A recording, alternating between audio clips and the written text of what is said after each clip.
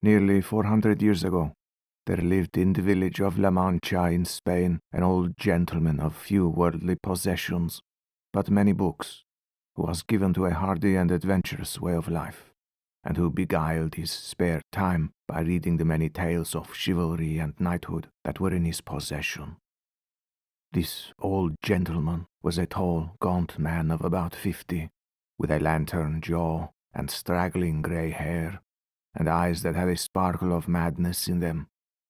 His surname was Quijada or Quesada, and though not rich, he was well known to the country folk, and had some reputation in the community where he lived. In his younger days he was a great sportsman, and used to get up before the sun to follow his favorite pursuits of hunting and hawking.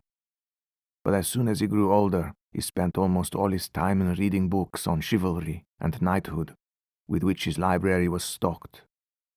And at last he grew so fond of these books that he forgot to follow the hounds or even to look after his property, but spent all his time in his library, mulling over the famous deeds and love affairs of knights who conquered dragons and vanquished wicked enchanters. At the time when Quesada lived, Spain was saturated with this sort of literature, and everybody wasted much time in reading books which had no merit or value of any kind, and which were full of the most ridiculous and impossible adventures. On the whole, they were the most utter rubbish that it was possible to print. They told about impossible deeds in the most impossible language, and were filled with ambitious sentences that meant nothing under the sun.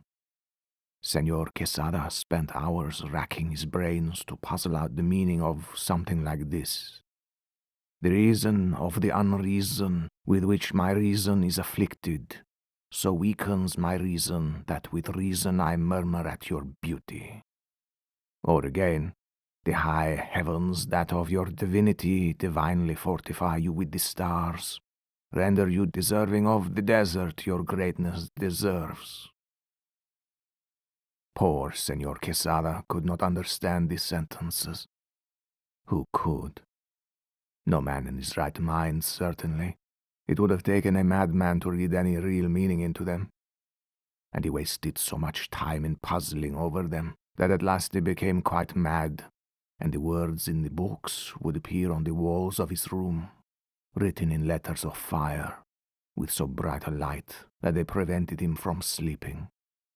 From trying to read a meaning into things that had no meaning whatever, Senor Quesada was mad as the books he had been reading.